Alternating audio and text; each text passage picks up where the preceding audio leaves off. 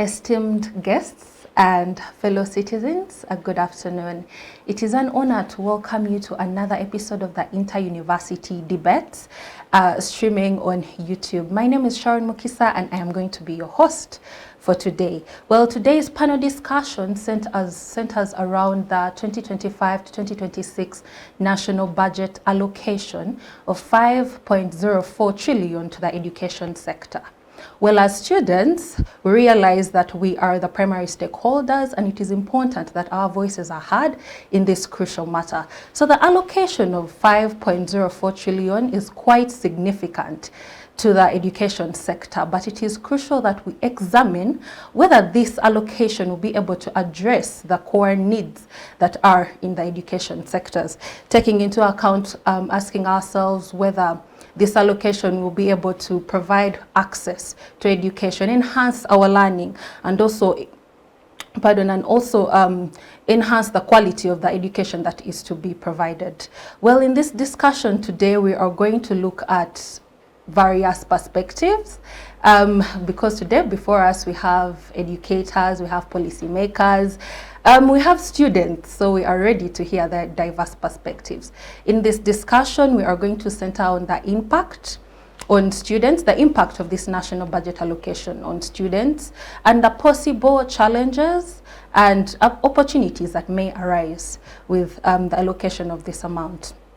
So allow me, before we dive into this conversation, to introduce our esteemed guests today. In no particular order and in no hierarchy, I'll begin from the extreme. And today we have with us Kawere Thomas, who is a political and climate advocate. It's such a pleasure to have you on the show. Thank you too, and it's always nice to be hosted here. It feels like home, and I'm looking forward to deliberating and contributing to the knowledge pool. Thank you. We are excited to hear your perspective on the allocation of the national budget towards education. And secondly, we would have Akello Peace, who is a graduate from Kyambogo University, and she is also a writer. Welcome to the show, Peace. Thank you very much. I'm happy to be here, most importantly, to talk about education, which is a very crucial matter. So I look forward to learn and give something that maybe could add on. Thank you. That's amazing. We're also hoping to learn from you. And yeah, we're really hoping to learn from you. And next up, we have a common face on the show, and that is our youth leader, Tumwine Seth. Welcome to the show. Thank you, Sharon. It's always a great pleasure being at the space and an opportunity to share my take on different issues with the rest of the world. It is amazing, and we are glad that we have voices like yours out there representing us. And next we have Jackline Tumusiime, who is the former GRC of the School of Law and the 90th Minister for Justice and Constitutional Affairs at Akello University. Jackline, it's a pleasure having you here today. And it's always my pleasure to be hosted. I am grateful for the opportunity. It is always delightful for me to be in the studio and share my opinion on different matters that are of national interest. So I'm looking forward to an insightful discussion. Thank you. Thank you so much. So dear viewers, I hope you're already convinced that this discussion is going to be a fruitful one. Well, before we dive into what exactly we are going to talk about in regards to the national budget, Jackline would take us through the budget process and how we get to the budget, because a lot of us do not know how we actually get to the budget. We just wait and wake up and hear the budget and, well, that is it. So Jackline, please take us through the process. Okay, thank you so much. So the budget, before we get into the process, in simple terms, this is a national cake that we all share as nationals, as citizens of Uganda. So the budgeting process, it is a multi-phase stage cycle that includes allocation of funds, and it aims at how government's expenditure is meeting the national objectives. And as you're aware, we have the national objectives of this country, what we aim for, and we have different sectors. So from this budgeting, or from this budget itself, that's how we allocate funds for each of these different sectors, ministries, departments, all the sectors. And the budgeting process, it goes through multiple processes, as I've said, and the particular order, I think about 7. And the very first one is there is a before I go into the process itself. So the Ministry of Finance, Planning and Economic Development is responsible for budgeting. And you know, the current Minister for Finance, the current Minister of Finance on the 12th of June read the national budget for the fiscal year 2025-2026. And we have multiple framework that provide and regulate the budgeting process as a whole. We have the 1995 Constitution, we have the different acts of parliament that are responsible for providing a framework of how the budgeting process should be. So the very beginning, the Ministry of Finance sets a macroeconomic overview. This is just a general overview of the different sectors, ministries of government, departments, and all the sectors that are to benefit from this budgeting process. So they set development principles, and then they estimate the revenue projections, expenditure ceilings, and then they form what we call a midterm expenditure framework. So from this framework, it is meant to allocate and align budget allocations with the 5-year National Development Plan. And for example, for the year 2025-2026 budget, we had the NDP 4, the National Development Plan 4, and this is what we are following for the budget that was recently passed. Then after that, there is an issuance of a call circular to all, when I say MDAs, it is ministries, departments, and agencies of government. So just for the record. So when this circular is issued, it contains guidelines for these MDAs to follow while they are budgeting or while they are preparing their budgets. So after that first process, we set national priorities. What are we going to focus on, or what are our sector ceilings? And we look at different sectors. We have the health sector, we have the education sector, we have the public servants, public service, because the public servants, they are, the money that allocates for their budget is got from the national budget, the national fund pool. And this process, the first process is from July, because the fiscal year, as I've said, starts from 1st July to 30th June. So the first process is from July to August. Now this second step is from September to October, the one of setting national priorities. Then 3, we go into budget consultations. So here, the Ministry of Finance, between October to December, it consults from different stakeholders, ministries, departments, agencies, and also citizens. And then they get to form what is called a BFP, which is the Budget Framework Paper. So from that Budget Framework Paper, we proceed and we get to the preparing budget estimates. How much are we looking at for each of these different sectors that are to benefit from this budget? We have even the local government also benefiting from this. So they all compile their different budget estimates based on the other paper, the BFP, and they have to submit this to the Ministry of Finance latest February 15th, as mandated by the Budget Act of 2001. So after that process, we go into presenting and approving this budget, and that is between March and June. And the Ministry of Finance presents the proposed budget to Parliament by April, and for the Parliament to scrutinize and approve this budget. So after that, the Minister of Finance goes ahead to publicly air out or read the national budget, which we witnessed on the 12th of June this year.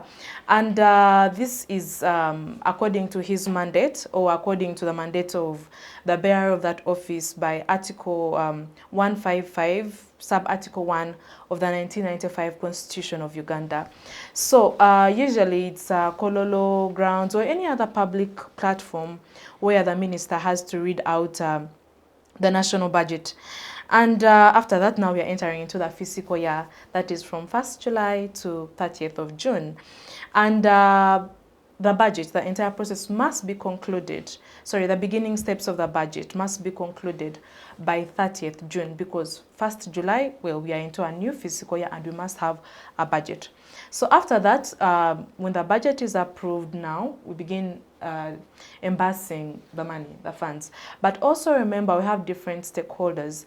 URA, Uganda Revenue Authority, is responsible for collecting revenue, and much of the money used in our budget is actually from the taxes that are collected from you citizens of Uganda. So you find that, for example, in the 2025-2026 national budget, it is meant to collect over 60% of the total budget. The total budget is 72.136 72.136 trillion, and this is approximately 37.2 of that total budget that URA is supposed to collect from you, and that's why actually we usually hold them accountable. So, and also the different venues that or ventures that it gets the revenue from, the grants, borrowing. So when they get the money, now we are into the budget implementation. That's why that distributing or disbursing funds starts from. So when during this process, we have other concurrent processes ongoing. We have monitoring and evaluation, we have implementation, we have supervision, and this is where it is really crucial for the citizens and for each one of you to be interested in the budget, because you need to hold the government accountable for this money, for the allocations.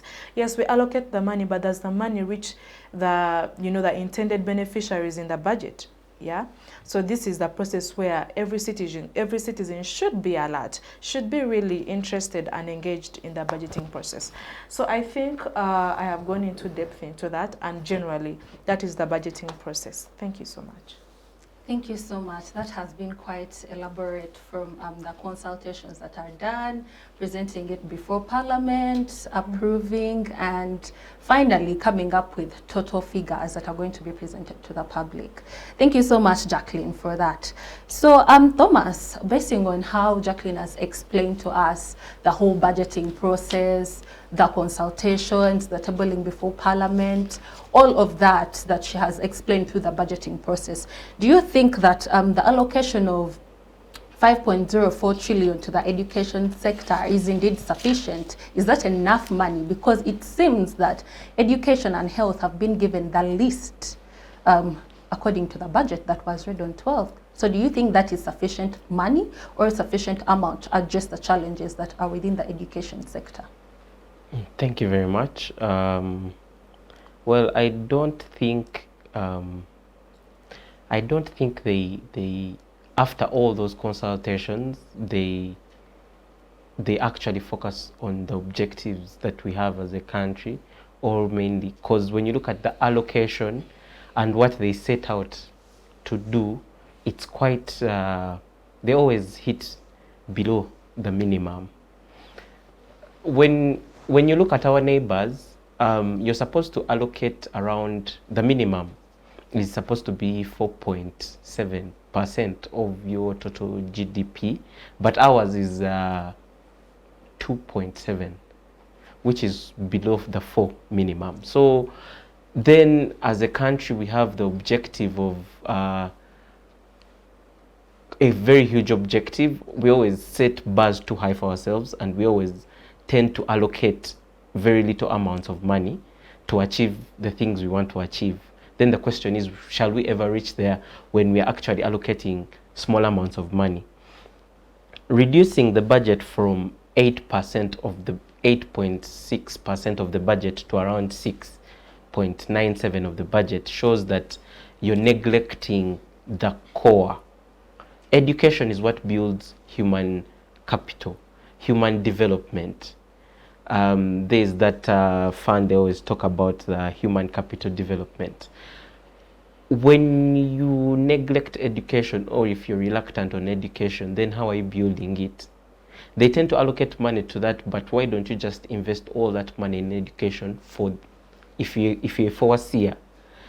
In the sense that we are going to reach a point when the people that come out of institutes, or the people that come out of the education system of Uganda, are not as baked as they're supposed to be. Why? Because someone decided to allocate smaller amounts of money to the education sector, which led to, say, understaffing. Because currently most universities are facing understaffing. Most institutions, we look at schools, UPE schools that have very few teachers, laboratory, because of the understaffing. Then we have to look at the fact that is the money, the 5.04 trillion, allocated to education only? Was it allocated to the Ministry of Education and Sports, that it has now a component of sports in it, or is it just purposely for education? If you look at the work being done on the part of the sports, it's quite a lot, and I believe it will consume a given percentage of the money, which may be, given that we have very intense activities coming up in the football activities, so it's going to be quite draining. You may end up and seeing that we actually consume, the education sector consumes very little of the 5. Then we have to look at things like mishandling of funds. We have to look at what actually comes out, because even though they say the budget is this, what do they actually allocate when the time of dispersing of funds through quotas comes? What do they actually release? Because when you look at the IGG reports, you see we always underscore when it comes to, we say the budget is 72 trillion and they end up releasing around 58, close to 60. So basically they do not see it, but they are affecting the future, because education is the center point of everything, because it is education that is going to determine the future health.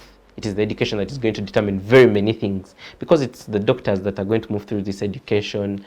It is the teachers, it is the engineers. And whenever you underscore, or you allocate little compared to what, because even the 5.04 is less by 1.2 trillion to actually achieve what they need, what they asked for. So I think we're in danger. I was a Minister of Finance and Planning in Kyambogo. I think I'm the recent one.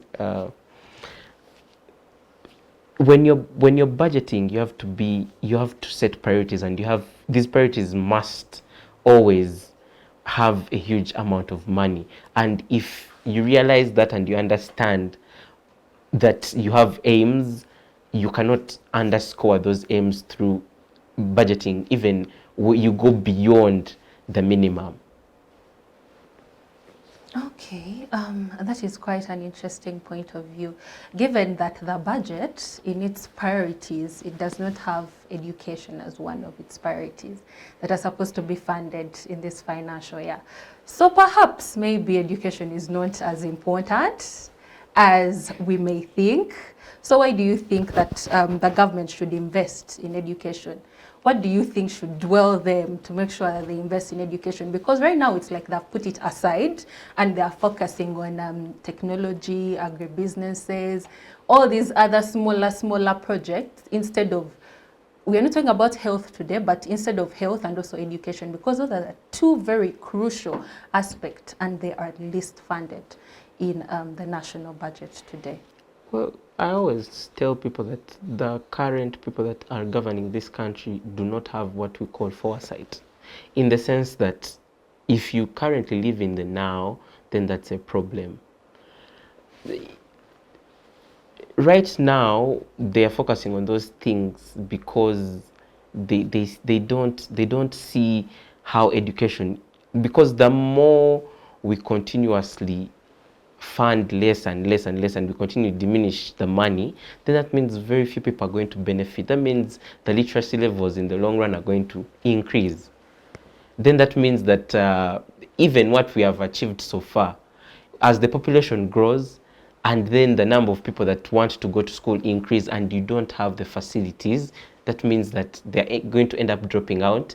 Then in the long run, we are going to have early pregnancies, then we are going to have diseases, health problems, then we are going to have very many things. And in the long run, one simple thing that you would have done that would have solved all these other things is going to, by the time they realize the way we have realized that it is important to advocate for education funding to increase, then it's going to be quite too late, and they're going to have more problems. Because when you look at a system, there are some things that may not seem significant to you, of which I don't see how even education be one of them.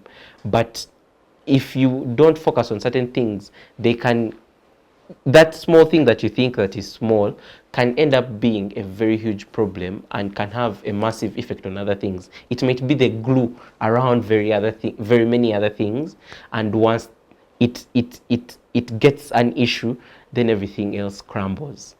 I don't understand. I also don't understand, but I think the problem is incompetence around the centers of power. And they are not having a foresight of what is going to happen in the future. Okay, thank you so much. I think, Peace, I'll pose the same question to you.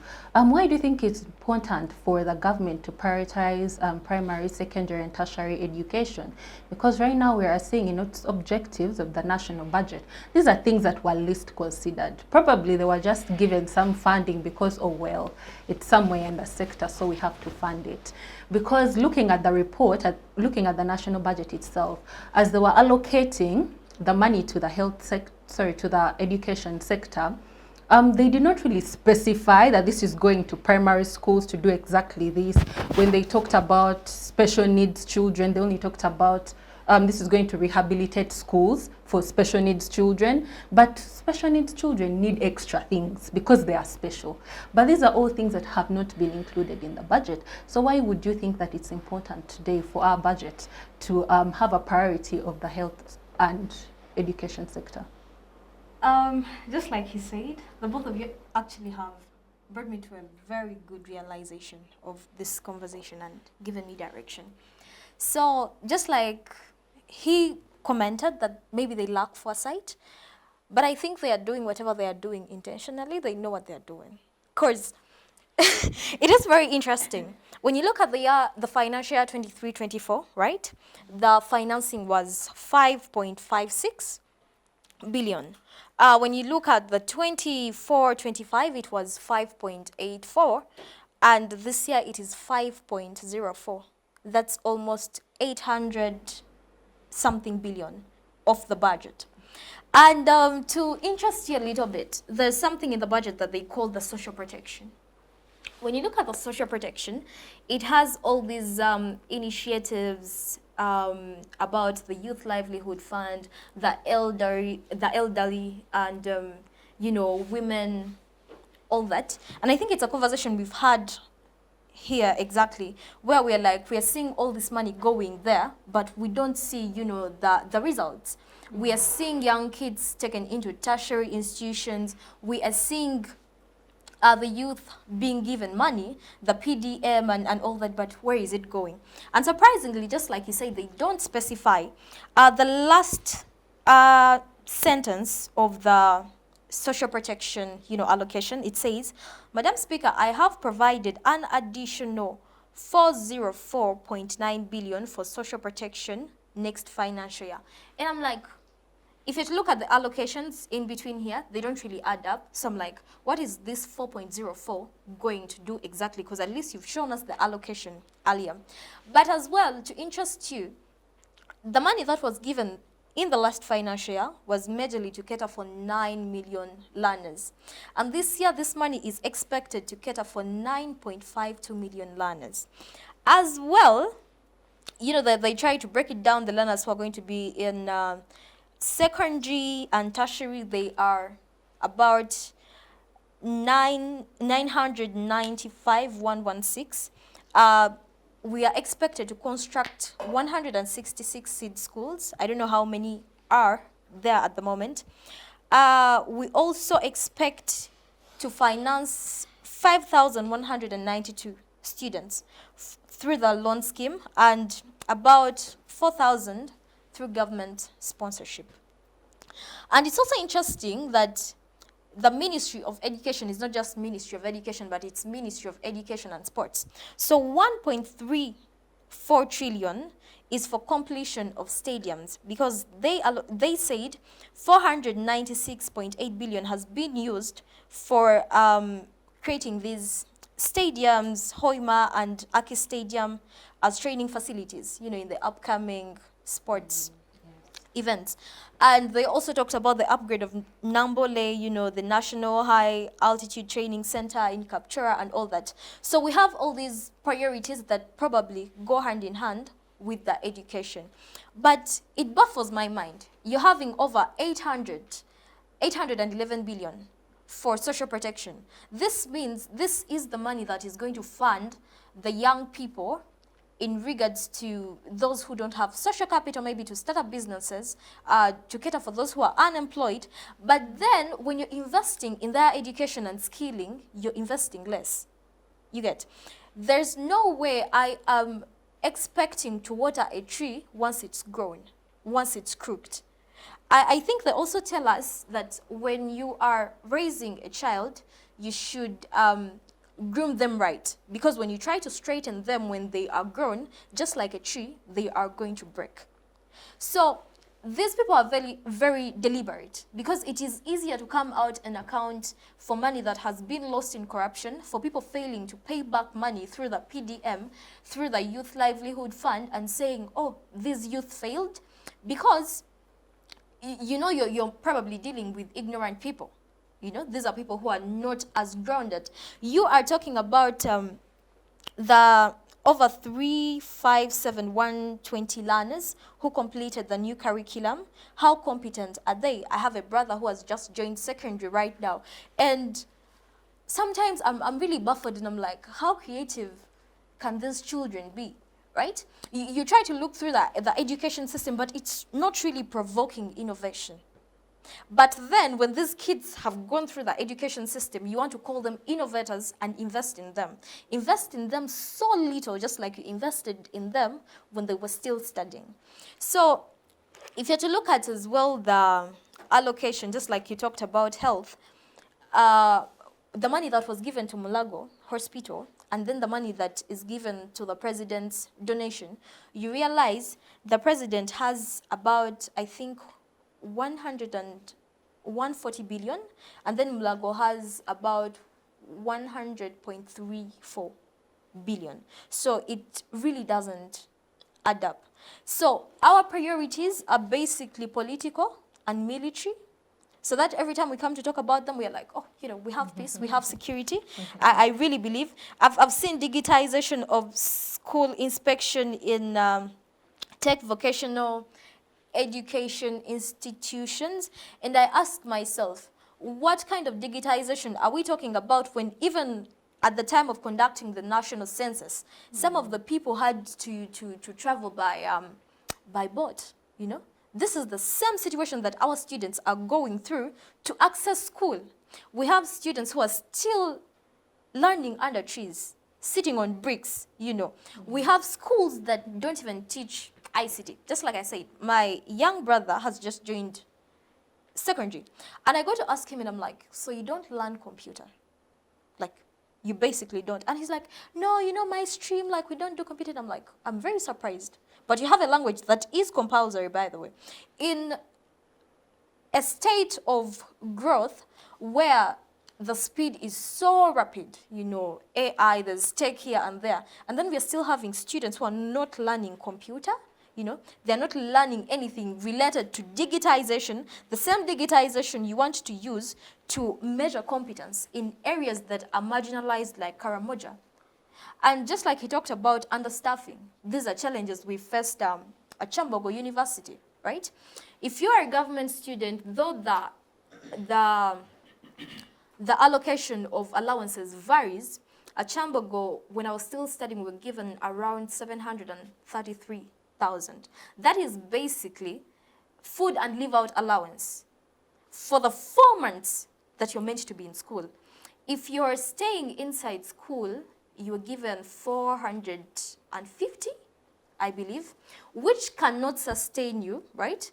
In a world where they know that if you're going through school, you're not going to be able to get employed right away. So maybe this money would be a little bit excess for you to have a few savings, right?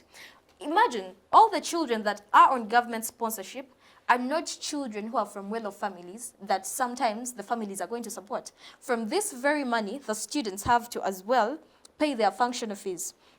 If you're to look at the functional fees of Uganda Institute of Communication and Technology, it's very alarming. The government students are getting around 1.43 thousand, like in allowance, right? But you're going to find yourself in some semesters, you're paying almost 500,000. That's half the allowance. So it's like, it's a give and take, you know. Yeah. So you are having students from underprivileged homes, you've brought them into the cities, you've distributed them into these big universities. They not only have to study, but they have to survive, right? And then you come out and sometimes make statements like, the children, you know, should have milk and eggs in such an economy. Yet you yourself, for those ones that you are taking care of in school, like you can't even allocate them enough to afford the milk, the egg within the time. So it's just ironical, actually. The whole situation is messy. It is indeed a messy situation, because looking at the allocation of salary and wages to the government workers, it was 8-point-something trillion. It's even more than the education sector. It's more than the health sector. Mm-hmm. So it is like they are prioritizing individual pockets rather than looking at the national good of the country. And speaking of students who are on government schemes and into these universities having to provide for themselves, still coming back on that money they've been given and then giving it back. This question comes to you, Tumwine. What role can students play in advocating for education reforms and ensuring that their needs are addressed? Thank you, Sharon. I think students indeed have a role to play in advocating for their rights to education and improvement of the education system, as we've been discussing here. However, sometimes it's good to not be one-sided and consider all factors. In that, whereas we are discussing about the budget and how much money is allocated to the education and sports sector, we leave out other factors that might have led to this, because we've seen that from the last 2 years, the budget for education and sports has been reducing somehow, and we know the causes. We know we have always had sponsors or donors into the education sector, such as UNICEF, such as World Bank, such as USAID, and some of these people have pulled out the funding. So it shouldn't surprise us when we see that what was given maybe a year or 2 years back has changed. And but Tumwine, don't you think when donors pull out, then we should inject more into the education sector? Because now we are worried, because areas that were having donors such as USAID, UNICEF, offices are closing, so they are not investing in the education sector as they were before. They are not taking these kids to school, they're not buying them requirements. All of those things have shut down. So don't you think it should be the government's ideal to step in right now and allocate more to the education sector? I think the government is indeed investing more, considered what it was, like the government itself, how much it was investing in education. It is now putting in more. But then, back then it would put less than what it is doing now, but with funding. So without funding, it had to add in something, but which something could not match what it was with the help of donors. But then I see that other sectors are thriving. And then when you go to, because we need to admit that our country isn't self-sustaining, honestly. And we have to do a lot of borrowing. When you look at our budget, I think UR is correcting around 60%. So meaning we are borrowing 40%. That means indeed we are not self-sustaining. So when you look at other factors, yes, we may try to provide a quality education, but the quality education with when you make good doctors and you make them in a poor economy, you are going to have doctors fleeing the country to America, to England, where they're going to receive good pays. So, but when you invest, you make some good investments, say in tourism, whereby people come here, pay us money, and maybe taste our good coffee. When they go abroad, they go ahead to purchase more of our coffee, and we make more sales and make good money and develop our economy. Tomorrow, when you make a good doctor, he arrives in an economy that can pay him a good salary. So we shouldn't look. You are preparing the world for We are the doctors, but you're not preparing the doctors for the world. We still have doctors. We are producing doctors. Yes, we are not at the rate target that we want as a country, but we are producing doctors. And personally, for me, I feel what needs to be done in our education system isn't necessarily adding in a lot of money, because apparently even the resources that are invested in aren't perfectly utilized. In my language, there is a saying that you're adding salt to an anthill. Like there is money in education system that is not very much utilized. Then you're adding in more money, because for me, I always see in our region there, someone starts a private school, a small private school with a few buildings, with not even so much qualified teachers, because government always recruits cream, the best teachers in the country, and then you find these ones, student teachers, what are they going to private? But a small private school comes out with first grades, with good grades. Then a government that has structures that employed the best students at university into their system doesn't perform like the small private school. That means that what is needed may not necessarily be, yes, the funding is also important, but the key issue we have now is first utilizing effectively what we have at hand. We are not utilizing the resources we have in the Ministry of Education. Then if we say that our students, our teachers, they are doing their best and producing at this level with the available resources, we need to inject more. Then another thing maybe we should look at, we shouldn't look at education as the only key sector. Like in the previous budgets, we didn't have a budget for elections, but now we have it, and it's very crucial. There is no one you're going to convince that we do not have budget for elections because we needed to invest more money in education and say health. People want to exercise their right and vote, and we buy ballots from abroad. If you don't do that, they think you've fixed the situation. So you realize our budget is restrained. It is split into so many other expenses, whereby education has to take its share, not as much the preferred share, but we accept what is provided. Okay, so your point of view is that there should first be mechanisms to ensure that the money that has been provided is utilized before we inject in more money into the education sector? Well, my 2 points are, one, we must accept that the resources at hand are not very much sustaining to perfect every sector, like to satisfy what every sector demands. Then secondly, that whereas we look at the financing as low, even the law that is in the education sector is not fully utilized, or our public schools are not performing to the right standards considering how much is invested in. And yet private sectors which have little funding from personal pockets, even sometimes with little resources, they manage to thrive and even grow into the big schools that we see right now, which have schools like Chitenda and so on and so forth, which I think started small. So I think we need to, our education system, besides the funding, we need to first make productive of what we have at hand. Make productive of what we have at hand. Okay, so Jacqueline, I would like to hear your view on that.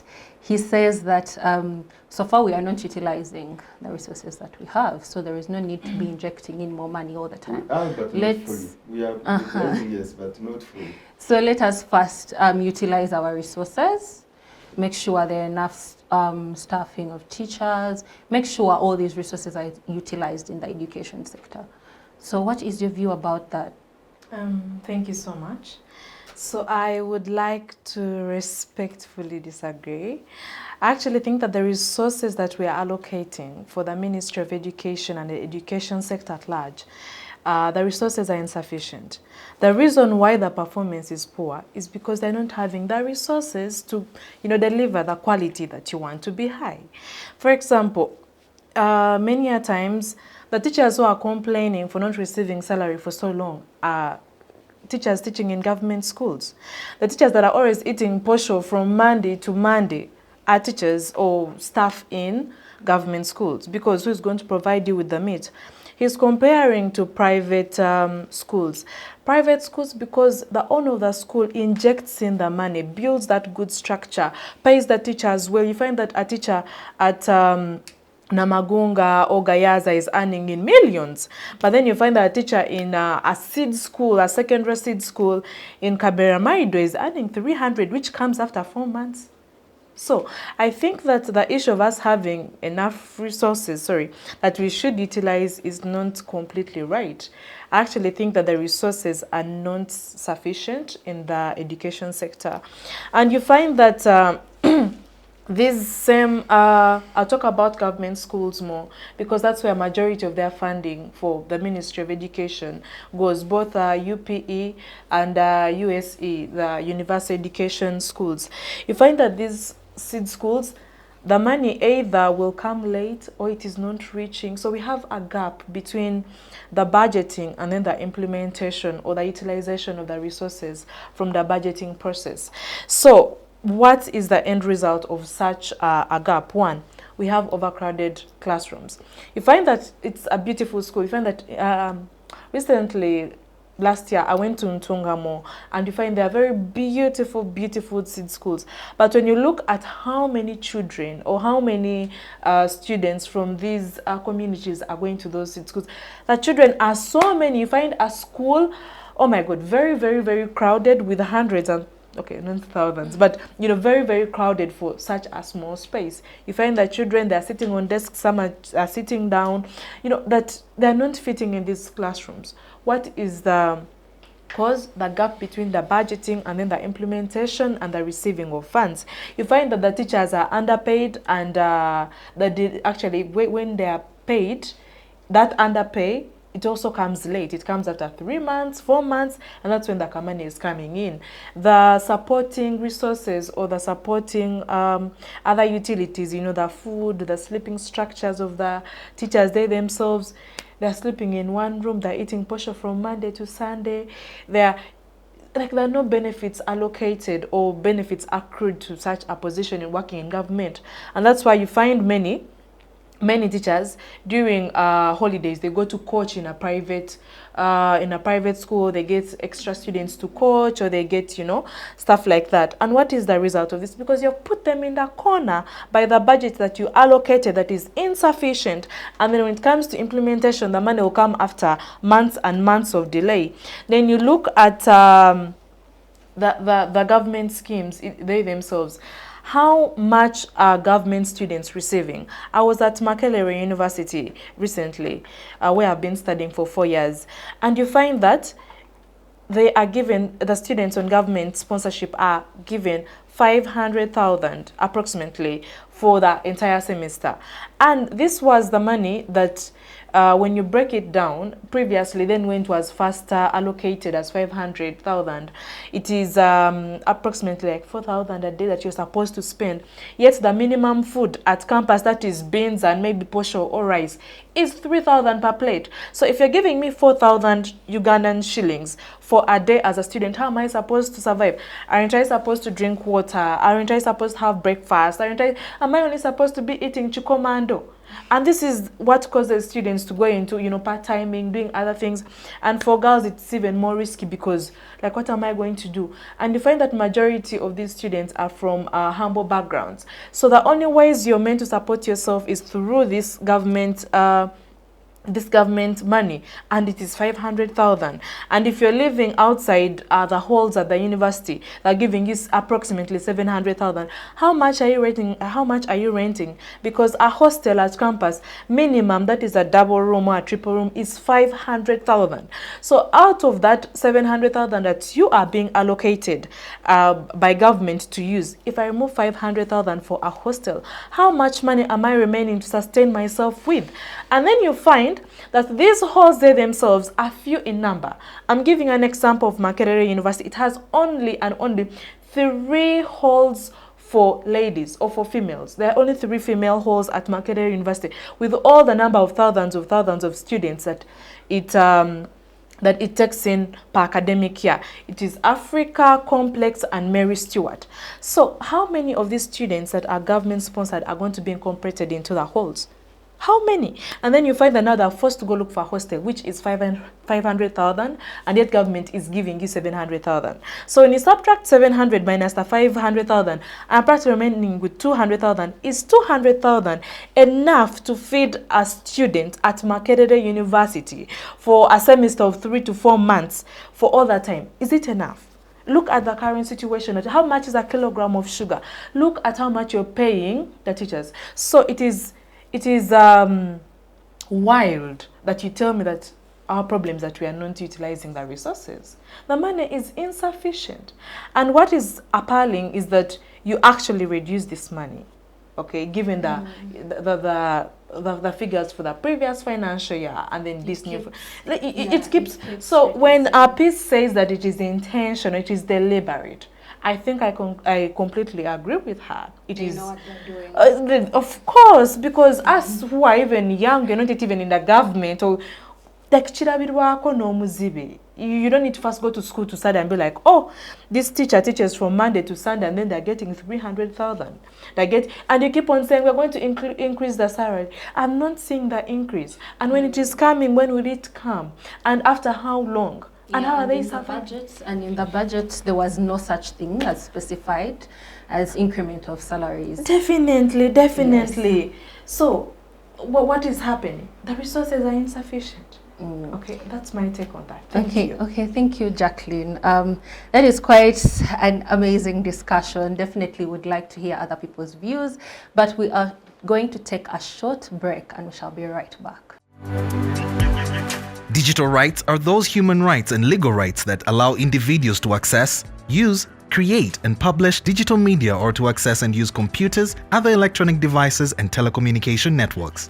Digital rights include a right to freedom of expression, information and communication through technology, a right to privacy and data protection, a right to credit for personal works, a right to universal and equal digital access, a right to identity, a right to anonymity, a right to be forgotten, and a right for protection of minors, among others.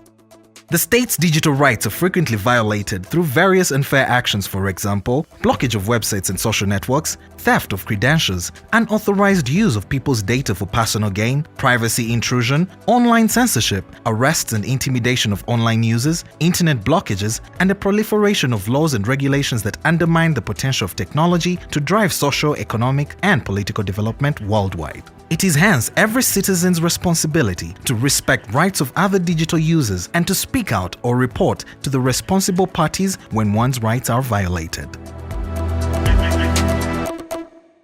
Welcome back after the short break. Back to our topic of the national budget allocation, 5.04 trillion to the education sector.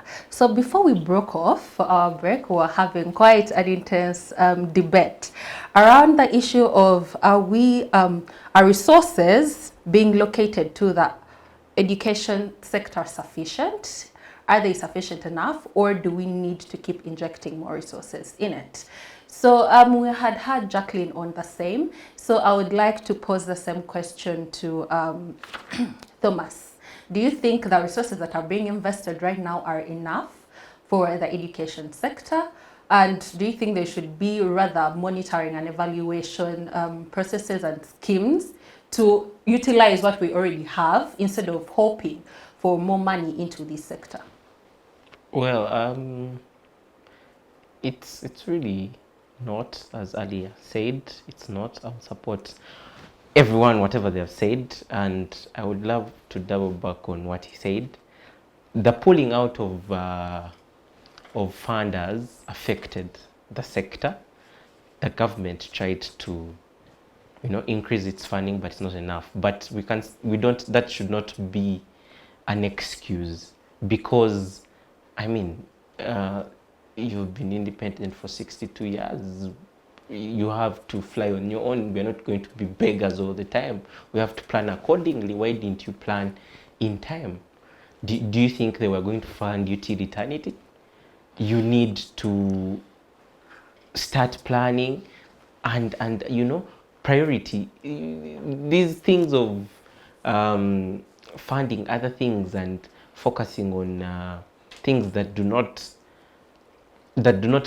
have an impact now and don't have an impact later, or do not prepare us properly for the future, then they should not be your priorities. Like I said, Uganda sets high bars for its priorities and objectives, and it funds them way too little than what it's supposed to fund. They even go below the minimum, which is a problem. And I think we should not, they should fund more education, because even currently what was requested for is less by 1.2 trillion for minimum, operational funding like that. So you already have a problem of understaffing with 5.85.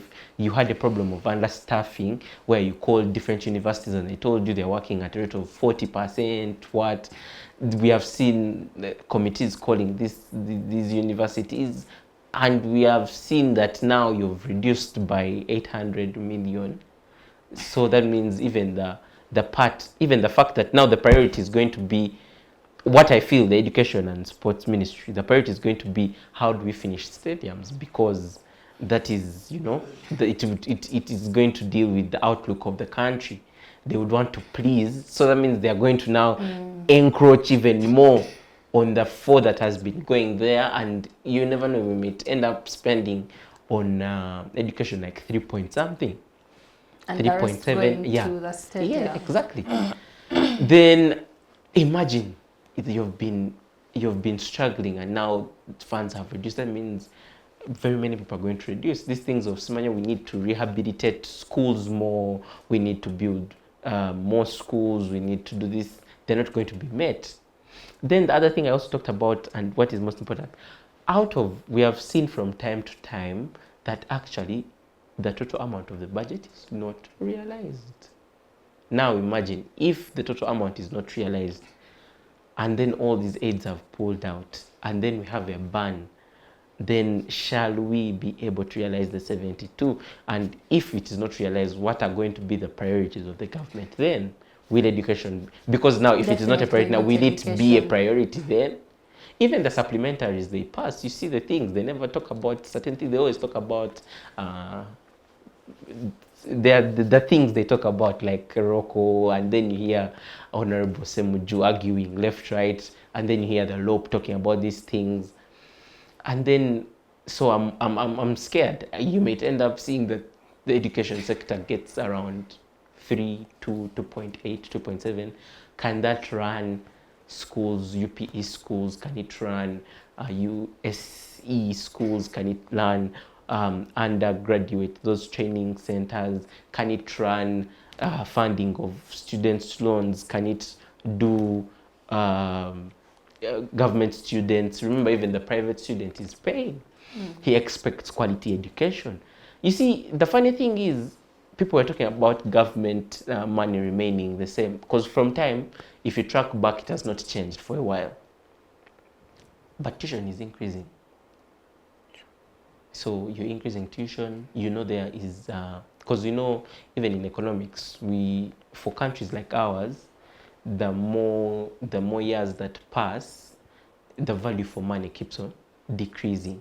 Inflation, even when you're studying simple economics, when you have a given amount of money now, it's not the same money in 5 years, 3 years. They tend to be on the safe side. You have to estimate that it is going to reduce in value. So if you have 5,000, in the next 3 years it will be 4,700. So the 700 they used to give some years back is not it's still not 700. Now, if you're still giving me 700, that means you're actually giving me like 500.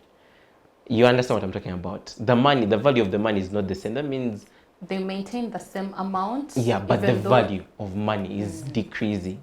So it doesn't make sense. It doesn't make any sense. And yet you're increasing the tuition of students. When tuition increases, fractional fees will increase, different things are going to increase. So my point is, if you continuously increase tuition for students, then let's also think about other things, because the resources are increasing.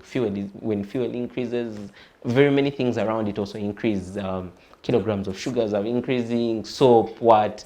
That means the 700 for me to sustain myself does not make sense outside, because I'm still going to rent on the demands. I'm not going to say, I'm a government student, I'm given this, no one cares.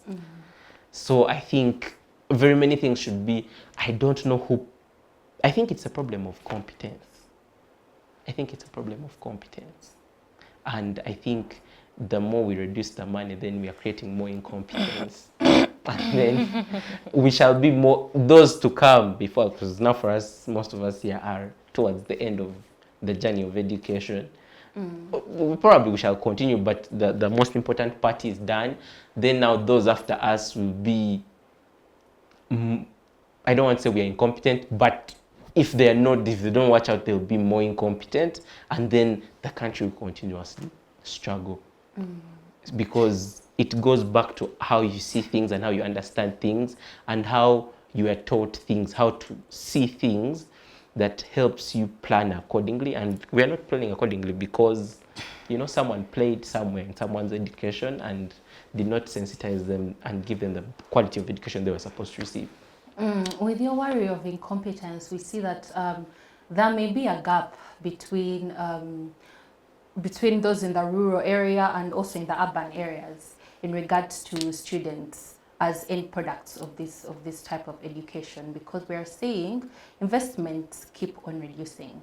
So that really leaves a very huge gap, and we are afraid that one day we shall be able to stand at a panel and clearly say this one is from a school from that side. This one is from, because of these reductions and not prioritizing education, just leaving it to whoever is doing it, not outlining exactly what the budget is meant to do, not going to the core of education sector needs and things like that. So Peace, I would like to hear your view on what do you think that students should do in order to advocate for education reforms and ensuring that their needs are met? Speak up. I think that's all we have. We only have a voice. But I want to get back to what right? Great. I've been to police cells. Don't even remind me. But I'm saying, let me go back to his point of donors have pulled out and all that. And then it's like, what do we have and how are we utilizing it?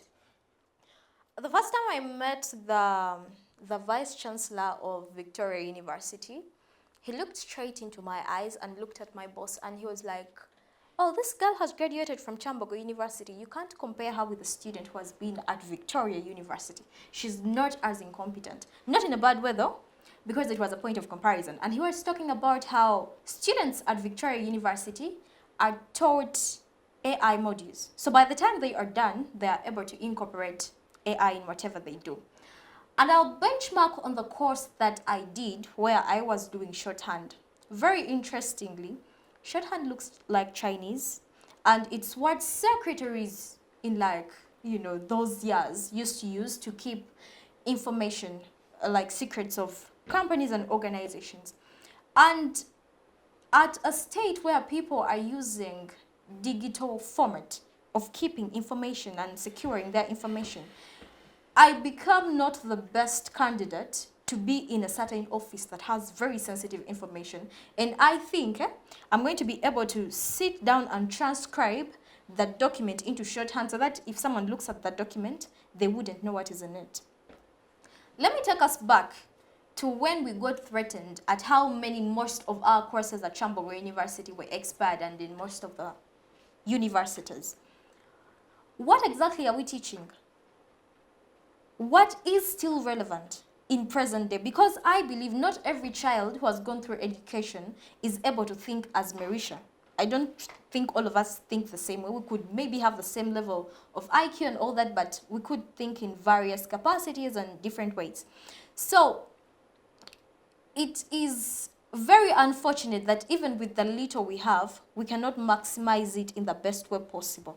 And like I would say, it is very intentional to have a crippled education system. For the students that we've talked about who are done with their senior 4, how competent are they? What can they innovate that the government is going to invest in whatever format, you know, through the youth groups and all that? It really doesn't exist. In a state where institutions are going to have to sell sponsorships of government just to fill up the gap so that resources go somewhere, it is very threatening. So we have little, but then still when it comes to the realization of what the results are, it is very threatening. Let's look at some of the goals that this 5.04 billion is meant to handle. You know, we're looking at rehabilitating over 120 traditional schools, constructing 116 seed schools, an expansion of 61 existing secondary schools, recruit more teachers and non-teaching staff. Oh my goodness. Let me even talk about the textbook. Apart from the teacher and student ratio, let's talk about the textbooks, where in the previous 2 years, we had an increment of the money, right? And now with a reduction, we expect to meet a 1 textbook to 3 student ratio, which currently is 1 textbook to 15 students. So let us have little, but then utilize it effectively. Like we talked about, where are our priorities? In a state that is dividing more districts, I was at the Electoral Commission presser, and the Electoral Commission couldn't account for the number of voters that are, the total number of voters countrywide. Like he talked about, you know, we have elections, so maybe that's why they've cut, you know, resources. And then Tororo district is meant to be cut, you know, to create more districts. That means more money is meant to be invested in, it's meant to be invested in administration. And I want to tell all the young people out there, in a country where you're having your politicians, your leaders, majorly centered around what they are getting, then all you have is a voice. And if you don't speak up, they know you're comfortable. You get? Be it in the opposition, be it in, you know, the ruling party, these people have salaries. Just like we had a conversation mid-session that most times you're going to have the RDCs, you know, created, administrators at the new district. These people need salaries. But teachers are going to lack salaries. The students are going to lack placement, those who are studying medicine. So we even have understaffing, right? But then we are seeing you as well not prioritizing the education. We talked about how many, he actually hinted on chemical engineers, you know, and he talked about how important the course is. And when you go to some of the factories or production plants we have in the country, most of these people are foreign. What was the need to invest in petroleum engineering when most of our students who are going to go through the course cannot even see the process of realizing the extraction of our oil? You understand? So it is like you give us this and then you want to us to produce something which you're not even going to use at the end of the day. So you basically know what you are doing. If you can't take us up and you have to go and look for foreign expatriates for the roads, why were you having civil engineers in the first place? For the past 30 years, you know, we would have people who are able to make these dreams come true, and our money would remain. I've seen how the government talks about us having foreign investment, right? And then it hints we allow profit expatriation. True. You get? So it is open. Come, invest in our country. But dear was I'm telling you, when the money is enough, because most times whatever we look at is more than it is economical. Africa is a very fertile market. That's why we are having the Chinese infiltrating our market. So meaning if we could produce actually, we could have more. But we are not producing. So China has exhausted almost its market. It has to come and exhaust the Ugandan market. You get? And then, even when you're investing, you're not even investing in production. You come out during national addresses and then you're telling us about exporting raw materials. If you feel you're not ready to export them yet, to be the K. When we are ready to exploit some of these things fully, we shall exploit them. Look at what is happening in Congo right now, where they tell you that some of these mines, actually they're hitting the water basin. You understand? So, whoever is foreign has interests. And we can't even state our interests straight. Like, we lack priorities that even when we are settling for contracts, we don't know how basically to negotiate for us. And that's what the foreigners are better than us are doing. You get? Oh, these are our demands on the table and that is it. So I think we should have the same practice. You get? If it's our oil, we probably want 25%. If it's not working, government, we are not in a rush. But then still, we're going to have the extraction of all these things. We don't even realize the investments that it's having in the country, right? In grooming the students. You're going to talk about critical thinking. I think some members here will exhaust the education sector and all that. You're talking about critical thinking. Can these students think critically? Right? As much as this, it looks like, oh, you're not because I feel like at a certain point, we are just doing for the sake of doing. I'll come and establish a school that the classrooms are going to be filled. I do not care what quality of students I'm producing. We shall see from there. Because the system is going to sieve them. You have, let me say, 200 students at PLE. Probably some of them are going to get first and second grades. Those who are going to get that third grade, fourth grade, are going to sit back at home and be like, okay, let me look for a technical institute, right? The system is sieving. At senior for the system is going to sieve. That's why they always tell us that with education, there's a pyramid. By the time you reach at the peak, you know, it has filtered, most of them. But even in those who are filtered, you have many of them with very little cream that you want to absorb in your system. The system is grooming more of politicians and career politicians. The system is grooming people who want to get into service for the benefits that are there. That it's easier for me to say, oh, I'm done, I have a degree, right? When I get into the Uganda Police Force, I'm going to be able to get a salary. And after that salary, for the years that I work, during retirement, I'm going to get a pension. So you have people who are going to be absorbed into sectors for survival, not basically even for service. In relation to the pyramid, and as much as we know that the system is going to spit out certain individuals, we ought to be able to work with what we have and produce the cream, then absorb it in the system at the end of the day. And let's launch back on our priorities and understand them. Are our courses working? If they aren't working, what better can we provide? Just like we talked about critical thinking. Can they, think critically? Can they innovate at the end of the day? But that aside, I just like you asked me what I would tell the young people out there. All you have is a voice, right? Which voice your politicians, your leaders have, but they are not willing, at least majority of them, willing to do it in your favor. So you're going to have to use that exert pressure. I don't know how. I'm not advocating for protests and all that, but put a demand, most importantly. You're going to be the next people to be voting for this country when most of the old people are gone, have priorities, state demands, more than when politicians actually come to our constituencies and tell us, I'm going to do this for you. You know how much vital the education system is.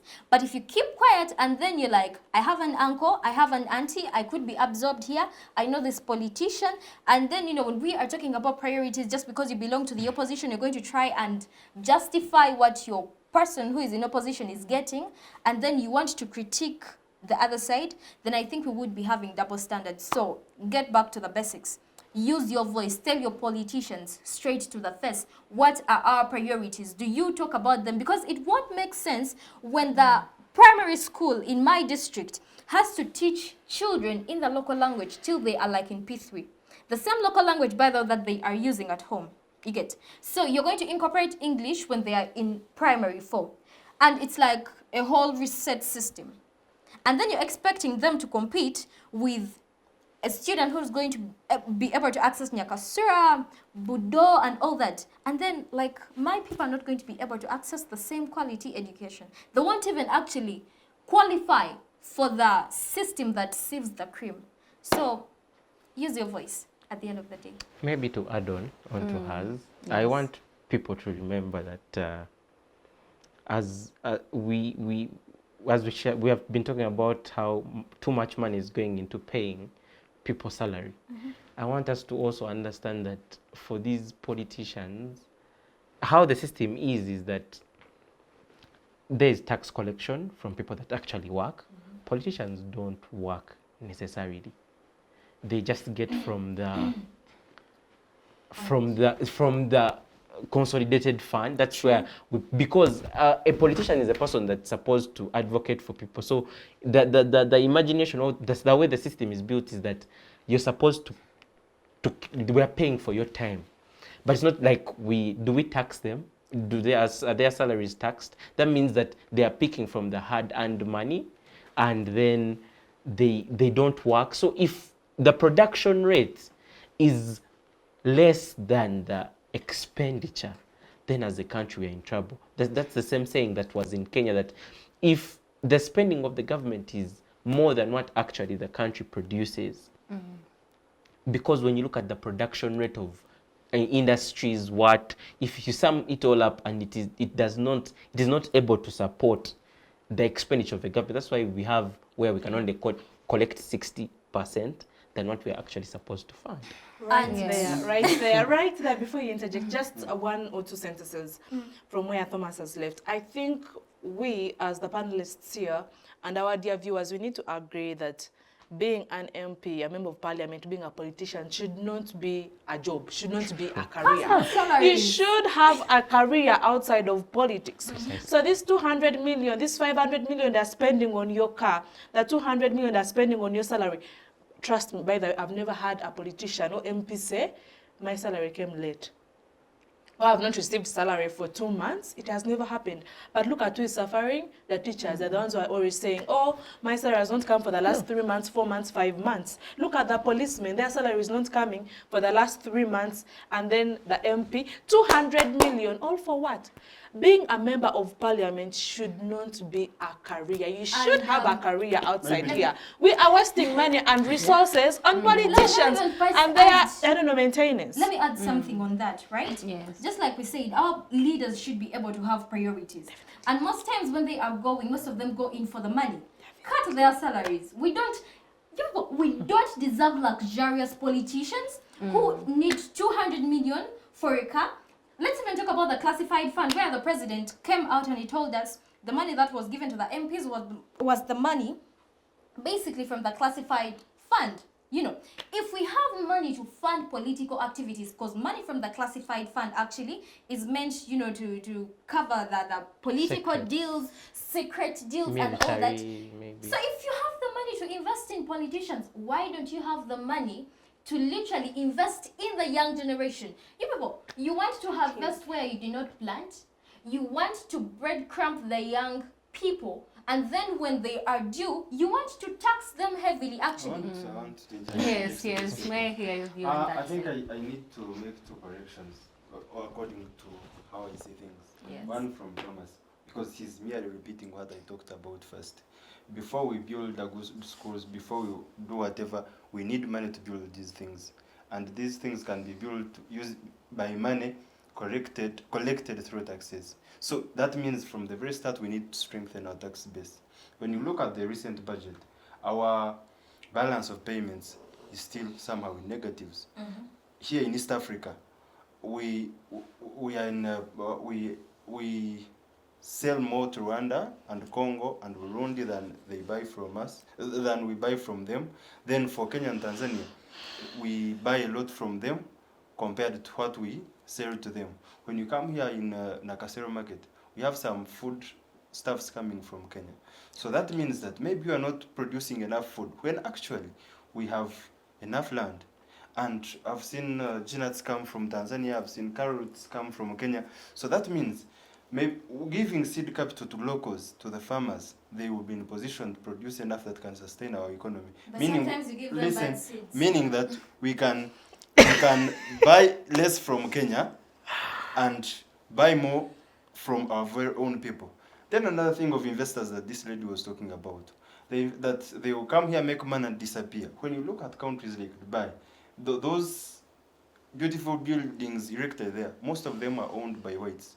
Like Americans, whatever. We've seen some people when they retire, they go to Dubai to invest into leisure, into tourism and whatever.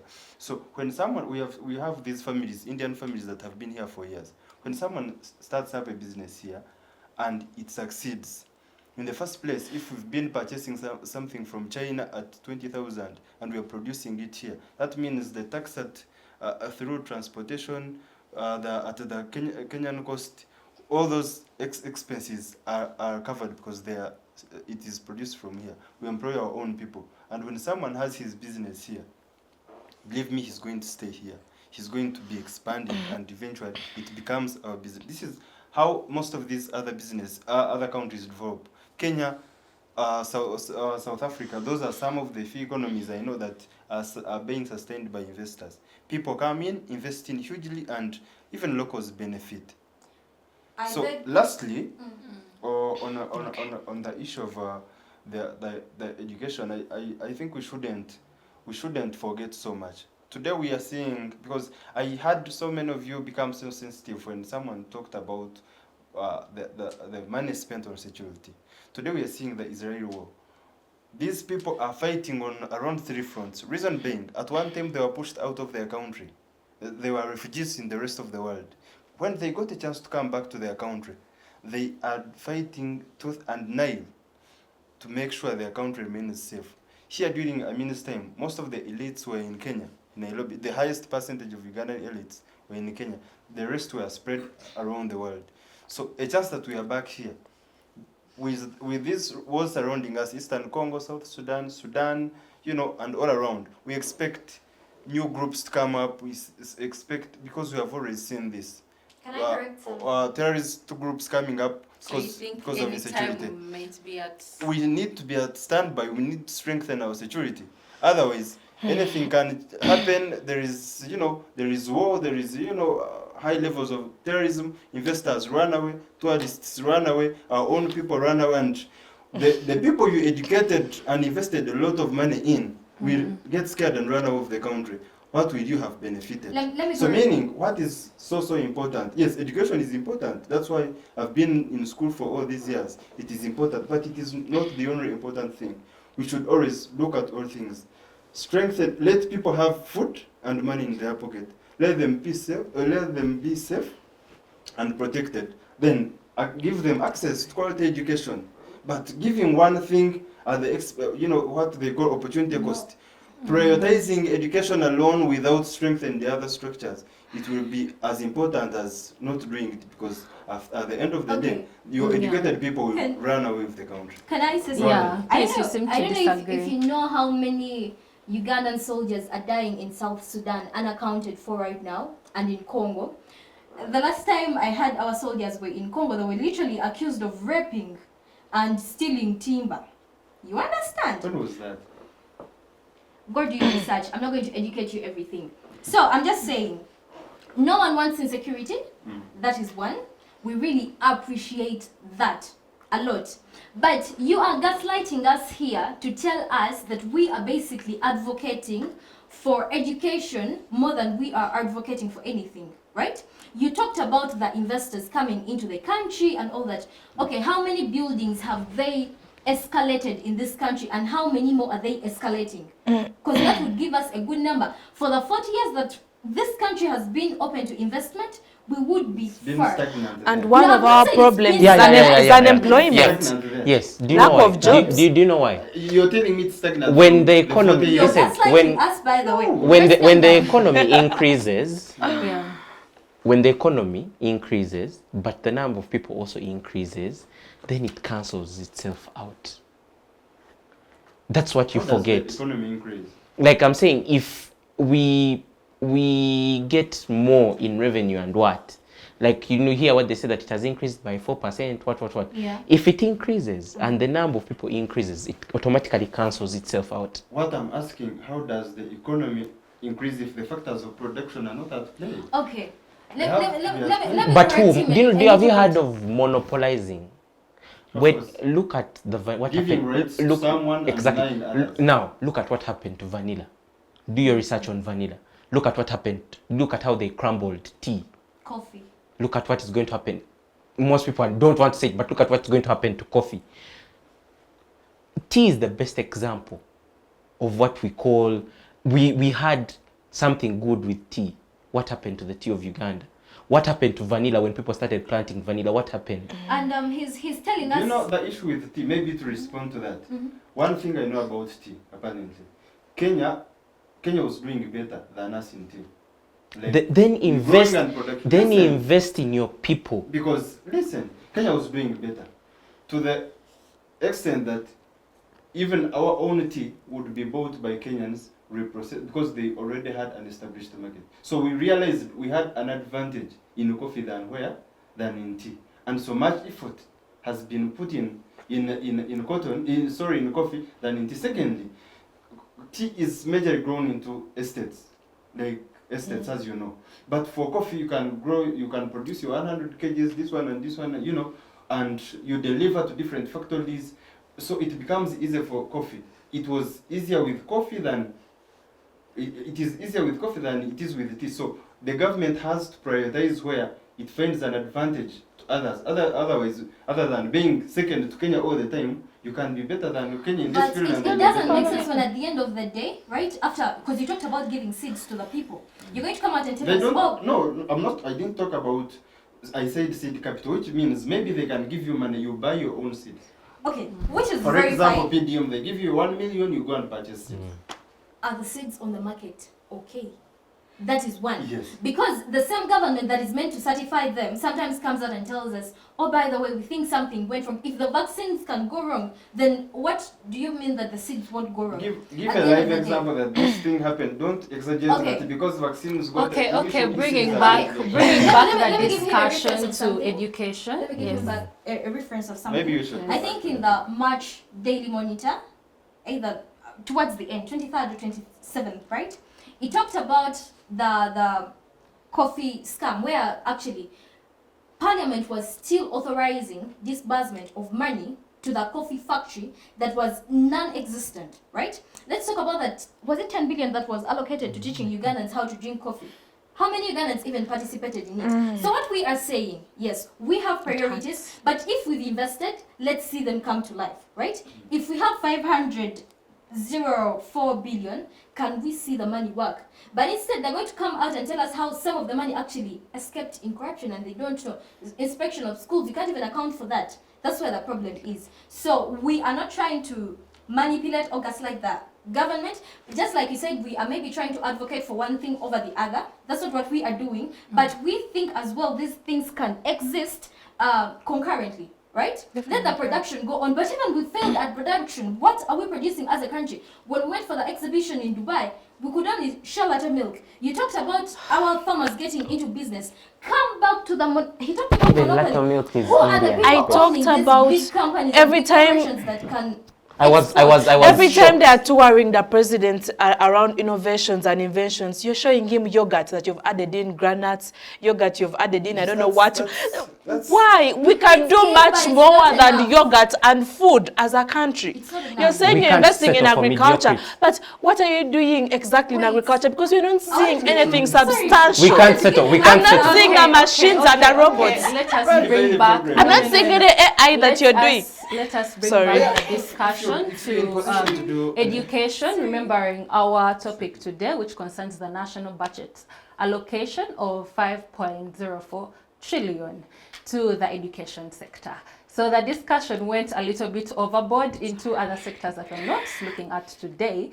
So it's a little bit reminding you, let us stay on the topic. And with that, our time is far spent. So we shall use a couple of minutes just to give our concluding remarks, starting with Jackline. Thank you so much. So my concluding remarks is that as a country, we should set our priorities straight. And when you're allocating priorities, you need to consider what are the primary, what are the secondary, and what are the others or the tertiary. Now, education that is investing in knowledge and acquiring skills, it should be paramount for us as a country to set it as one of our highest priorities. Because social economic transformation, which is our center for the National Development Plan, it starts with knowledge. It starts with what you know, the skills, the innovation. As we're just saying, you know, the country, every time you're innovating, you know, yogurt, I don't know, milk, this is what you have to show as a country. The entire citizen of Uganda, or the entire, you know, citizen population of Uganda, the only thing you have to show is yogurt, is milk in Dubai. Honestly, we need to invest more in education. It should, because it is the beginning point of socio-economic transformation, even political transformation. The quality of leaders that we have today that are advocating or passing all these budgets, Matia Kasaija, sorry, sorry, the quality of leaders that we have today that are budgeting for this nation, it is the knowledge that you should be having, the high quality. Someone mentioned, I'm concluding, that as Ugandans, we have gotten so used to a life of mediocrity, that you're so used to, you know, consuming mediocre everything, mediocre roads, mediocre schools, mediocre, you know, health system. If we can only invest in our knowledge, in our education, in our understanding, in our skills and, you know, innovation, then the country is going to skyrocket in social and economic transformation, which is the baseline, or which is our national development plan. Thank you so much. Thank you so much, Jackline, for those concluding remarks. So in a minute or two, Tumwine, please, your concluding remarks to our viewers. Thank you, Sharon. I hope I won't react to other people's speeches. You have a chance to react when you go back and watch, so and in the comments. I think my conclusion will stand on 3 pillars. One being the fact that, honestly, our education just needs a complete overhaul, a complete transformation. The education system we have today, even if we invest tens of trillions, may not produce to the expectations that we want to see. But because today, our institutes, the institutes are more hands-on than the universities and whatever. And yet, the people who go to institutes are people who have failed most times on senior 4. So meaning, say that is more practical receives people who have failed. And those who pass, advance HSC and do arts courses and whatever. So meaning, somehow, to me, I think we need to do a complete transformation of our education system and introduce a new system and then fund that. Secondly,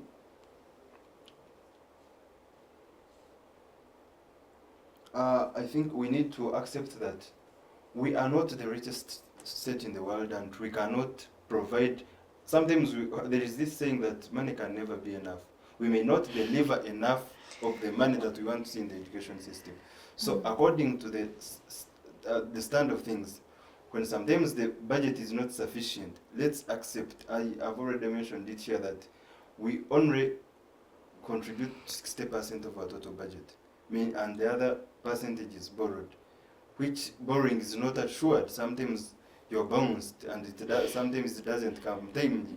So I believe that we need to also consider that we do not have enough money. And when we get the little we get and divide it according to different departments which are all crucial, we accept that this has got its share. But most importantly, focus should be put on performance. Are we fully utilizing the available resources in education, and back to the part of the politicians that these people were talking about. Lastly, someone said our politicians are doing nothing. No, just believe me, there is a trend we need to change. No one goes to parliament and wants to last there for one term. And when he goes there, the citizens, the voters demand that he should be available to them. He should attend some functions. He should contribute to some developments. He should contribute to building churches. If he doesn't do that, he's just. The problem is with our people, not with our leaders. If you don't do that, they bounce you. Another person is welcome, who has appeared with money. So I think we need to understand our people, that the vice is not with the leaders, it is with us. And even the leaders you're talking about are from with us. We do not have permanent leaders. We always see change of leaders on very many fronts. MPs, LC5s, LC3, they always change, but they come with the same vice, meaning that it is what our people want, it is what our people demand. So I feel we need to change something as a people, all of us. Thank you. Okay, thank you so much, Tumwine, for that. And Peace, your concluding remarks. To the young people out there, you have a voice. Don't let that voice be suffocated. State your demands and at least have your leaders fail. Stop settling actually for handouts. Stop collecting yourselves when the only time you're collecting yourselves is majorly for a transport refund. Because the trend you set is the same trend that is going to be demarcated for the young people out there who are not having the same access to education as you. And as a country, I think we also ought to uphold our integrity. We can't be like a woman who is educated, knows her worth, and then tomorrow when she's all desperate and setting off for marriage, she's settling for anything around, right? So just because we are not the richest country doesn't mean we should settle for everything. Yet we have all the other priorities funded, like the politics and all that. So yeah, and just like you said, as a people, we are a reflection of our leaders. Let's do better. Someone said that the leaders we have represent us as a people. So if we say our leaders are stupid, we are as well stupid. So we are in the same cocoon. All of us are boiling at the end of the day. So do better. To our leaders, if these priorities are the ones you set for us and you think that's all you can afford, let them work. Because we are tired of coming back and forth, and then, you know, there's corruption, we fail to achieve this, we can't account for this. We are very much exhausted. Thank you. Thank you so much, Peace. As you've had, all of you have a voice, and stand up and press out your needs, be represented. So, Thomas, your concluding remarks to our viewers. Yes, mine is incompetence. I think I've spoken now for 3 generations when I say it 3 times. The problem, mine is going to be, I'm going to summarize everything they have said. I would like that. He talked about the problem being our leaders, which are as a result of the type of education. Yeah. Yes, our leaders are a reflection of us. Yes. That's true. I support, because I think I have had the conversation with General Muntu, I've had the conversation with some other people, and we are the problem as the voters and everything. But then sometimes it is out of our power, because I've seen some people still running for office, even at 100 and something, they cannot do certain things, and they run for office. I know why I rushed it, because you see, someone cannot write, but someone cannot do certain things by themselves, but they represent us on an international level. That shows the level of incompetence as a country we have. And that goes back to education, the type of education we receive, the quality, the ingredients in the education. Talk about lack of ethics and integrity. True.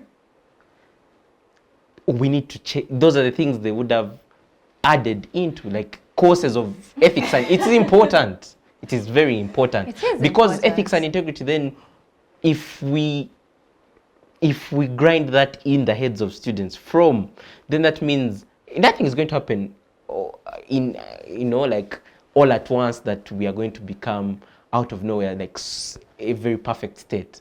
But if we push a given cohort of people that are integral, are ground, and have love for the country through education, because you're not going to receive jobs because it is through education, because the adverts are, you have to have studied this to be in finance, this and this and this. Even when I was talking to my little sister, I was telling her, oh, it's high time I studied international democracy so that I become an ambassador. She looked at me, she laughed, and she says, do you think all ambassadors did international relations and diplomacy? And then I was like, oh my God, I'm being so naive. And then today morning, and then I was like, you're right. So it is incompetence throughout, where people are in positions where they're not supposed to be and they don't know how to plan for this country, and we shouldn't allow it.